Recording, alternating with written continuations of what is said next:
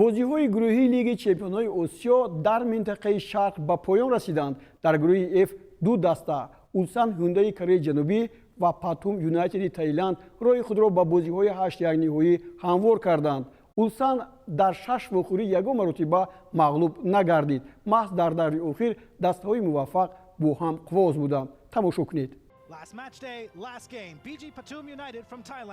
дастаи Патум Юнайтеди Таиланд дар ҳақиқат дар мадори бозиҳои Лиги Чемпионҳои Осиё худро хуб нишон дод. Дар ин гурӯҳ Вител ҳам аз Ветнам як бозии зебо ҳам нишон дод ва ин даста ҳам метавонист ба бозиҳои минбаъда рохат гирад.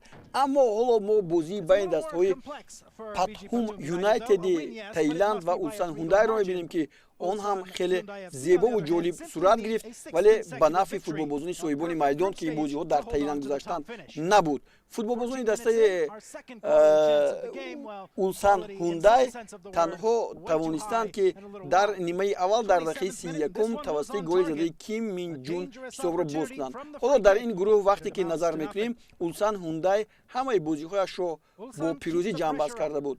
3-0 бар Вител дар як бозӣ, дар бозии дигар Кая Лойло 2-1 ва дар бозии дигаре ки ин дастаҳо бо ҳам доштанд, футболбозони Улсан Ҳюндай бо ҳисоби 2-0 зафар ёфта буданд. Ва ҳоло мо шумо боз голи аввалини футболбозони дастаи Улсани Кореяи Ҷанубиро мебинем, ки вориди тури дарвозаи дастаи Патум Юнайтеди Таиланд гардид.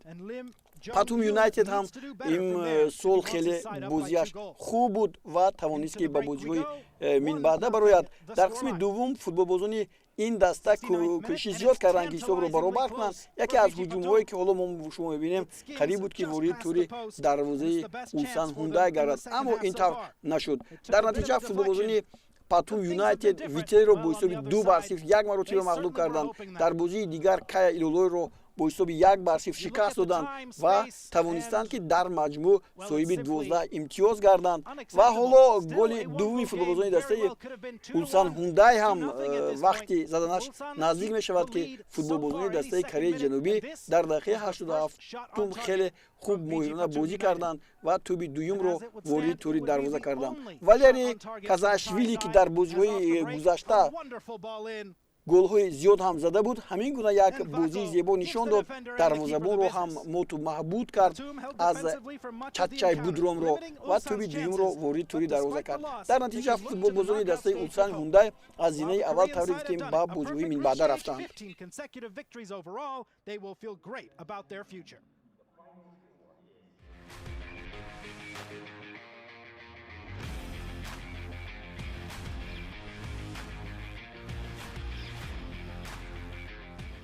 дар гурӯҳи Ҷ аз кишвари Ҷопон Нагоя Грампус ба даври минбаъдаи бозиҳо гузашт. Аз ин гурӯҳ ҳам ду даста тавонистанд муборизаро барои ҷоми Лиги Чемпионҳои Осиё ба даст оваранд.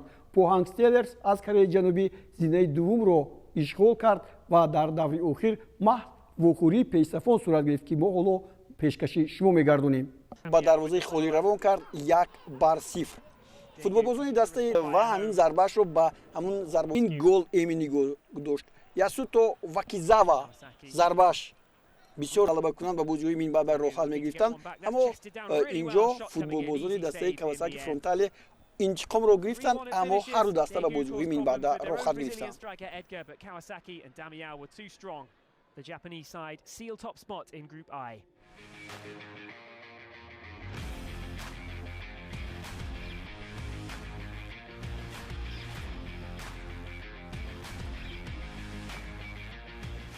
ба ҳамин тартиб аз зинаи дуввуми гурӯҳҳои Шарқи Осиё Даегӯи Кореяи Ҷанубӣ, Патум Юнайтеди Таиланд ва Pohang Steelers-и Кореяи Ҷанубӣ ба марҳилаи бозиҳои 8 якниҳоӣ рохат гирифтанд.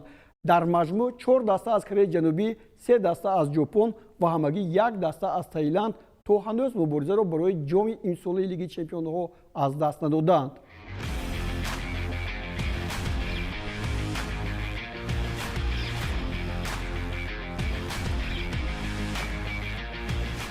دوستان گرامی، در همین جا برنامه نوبتی فوتبال آسیا با پایان میرسونیم. باقی صحتمندی و پیروزی شما آرزوی ماست. خیر، خود را احتیاط کنید.